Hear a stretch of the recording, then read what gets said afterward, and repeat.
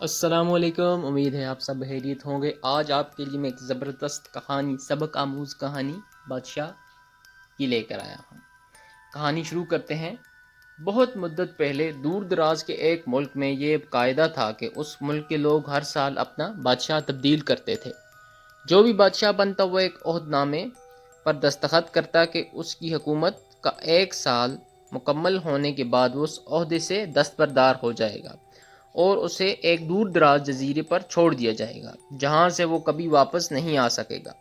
جب ایک بادشاہ کا 1 سالہ دور حکومت مکمل ہو جاتا تو اسے ایک محسوس جزیرے پر چھوڑ دیا جاتا جہاں وہ اپنی بقیہ زندگی گزارتا۔ اس موقع پر اس بادشاہ کو بہترین لباس پہنایا جاتا اور ہاتھی پر بٹھا کر اس پورے ملک کا الوداعی سفر کروایا جاتا جہاں وہ سب لوگوں کو آخری بار خیر آباد کہتا۔ وہ بہت ہی افسوسناک اور غمزدہ لمحات ہوتے اور پھر وہاں کے لوگ بادشاہ کو اس جزیرے پر ہمیشہ کے لیے چھوڑ آتے۔ ایک مرتبہ لوگ اپنے پرانے بادشاہ کو جزیرے پر چھوڑ کر واپس آ رہے تھے کہ انہوں نے ایک ایسا سمندری جہاز دیکھا جو کچھ دیر پہلے ہی تباہ ہوا تھا، اور ایک نوجوان شخص نے خود کو بچانے کے لیے لکڑی کے ایک تختے کا سہارا لیے رکھا تھا۔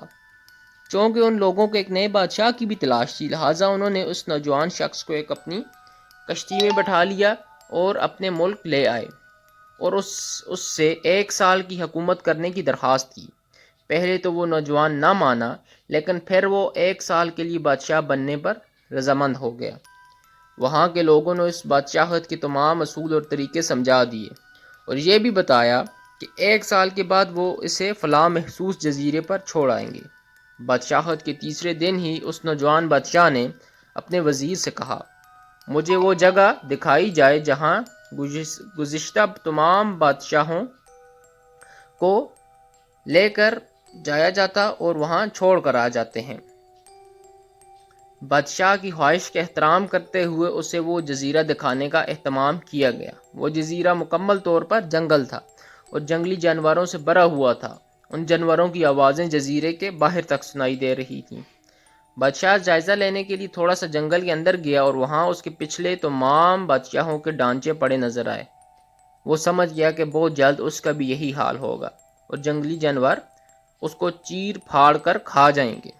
ملک واپس پہنچ کر بادشاہ نے مضبوط تو توانا جسم کے 100 مزدور اکٹھے کیے، ان سب کو جزیرے پر لے گیا اور حکم دیا جنگل کو 1 ماہ میں مکمل طور پر صاف کر دیا جائے، تمام خطرناک جانوروں کو مار دیا جائے اور سب فالتو درخت کاٹ دیے جائیں۔ وہ ہر ماہ خود جزیرے کا دورہ کرتا اور کام کی خود نگرانی بھی کرتا۔ پہلے مہینے میں ہی تمام خطرناک جانوروں کو مار دیا گیا اور پھر بہت سے درخت بھی کاٹ دیے گئے۔ دوسرے ماہ تک جزیرہ مکمل طور پر صاف ہو چکا تھا۔ اب بادشاہ نے مزدوروں کو حکم دیا کہ جزیرے پر مختلف مقامات پر خوبصورت باغات تعمیر کیے جائیں۔ وہ اپنے ساتھ مختلف پالتو جانور مثلاً مرغیاں، گائے، بھینسیں، بطخیں اور بیڑیں وغیرہ بھی جزیرے پر منتقل کرتا رہا۔ تیسرے مہینے میں بادشاہ نے اپنے مزدوروں کو حکم دیا کہ ایک شاندار گھر تعمیر کریں اور اس جزیرے پر ایک بڑی سی بندرگاہ بھی بنائیں۔ گزرتے مہینوں کے ساتھ ساتھ وہ جزیرہ ایک خوبصورت شہر میں بدلتا جا رہا تھا۔ وہ نوجوان بادشاہ بہت سادہ لباس زیب تن کرتا اور اپنی ذات پر بہت کم خرچ کرتا اور اپنی بادشاہت کی زیادہ تر کمائی وہ جزیرے کو بنانے میں لگاتا رہا۔ 10 ماہ گزر جانے کے بعد بادشاہ نے اپنے وزیر سے کہا، میں جانتا ہوں کہ 2 مہینے بعد مجھے جزیرے میں چھوڑ دیا جائے گا، لیکن میں ابھی سے وہاں جانا چاہتا ہوں۔ وزیر اور دوسرے وزراء اس بات سے متفق نہ ہوئے اور بادشاہ سے کہا، آپ کو 2 ماہ مزید صبر کرنا ہوگا تاکہ سال مکمل ہو جائے۔ سال پورا ہو جانے کے بعد آپ کو اس جزیرے پر چھوڑا جائے گا۔ بالآخر 2 ماہ مکمل ہو گئے اور بادشاہت کا 1 سال ختم ہو گیا۔ حسب روایت وہاں کے لوگوں نے اپنے بادشاہ کو شاندار لباس پہنایا اور ہاتھی پر بٹھایا تاکہ وہ اپنی رعایا کو خیر آباد کہہ سکے۔ خلاف توقع یہ بادشاہ اپنی الوداعی تقریب پر بہت ہی خوش تھا۔ لوگوں نے اس سے پوچھا، اس موقع پر تمام گزشتہ بادشاہ تو رو رہے تھے لیکن آپ ہنس رہے ہیں، آپ کے اس قدر خوش ہونے کی کیا وجہ ہے؟ اس نوجوان بادشاہ نے جواب دیا، تم لوگوں نے داناؤں کو وہ ایک قول نہیں سنا، جب تم ایک چھوٹے بچے کی صورت میں اس دنیا میں آتے ہو تو تم رو رہے ہوتے ہو اور باقی لوگ سب ہنس رہے ہوتے ہیں۔ ایسی زندگی جیو کہ جب تم مرو تو تم ہنس رہے ہو اور باقی دنیا رو رہی ہو۔ میں نے ایسی ہی زندگی گزاری ہے۔ جس وقت تمام بادشاہ محل کی رنگینیوں میں کھوئے ہوئے ہوتے ہیں تو اس وقت اپنے مستقبل کے بارے میں سوچتا تھا اور اس لیے لائحہ عمل تیار کرتا تھا۔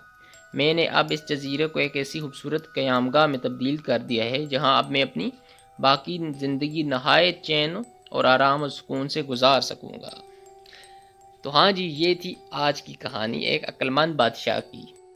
اچھا، تو اب ہمیں اس کہانی سے سبق یہ ملتا ہے کہ ہمیں اپنی آخرت کی بھی تیاری کرنی چاہیے۔ ہم یہ دنیا میں آئے ہوئے ہیں، یہ چند دنوں کی دنیا ہے، چند منٹوں کی سمجھیں، چند دنوں کی، چند سالوں کی، بہت ہی تھوڑے سے لمحے ہوتے ہیں۔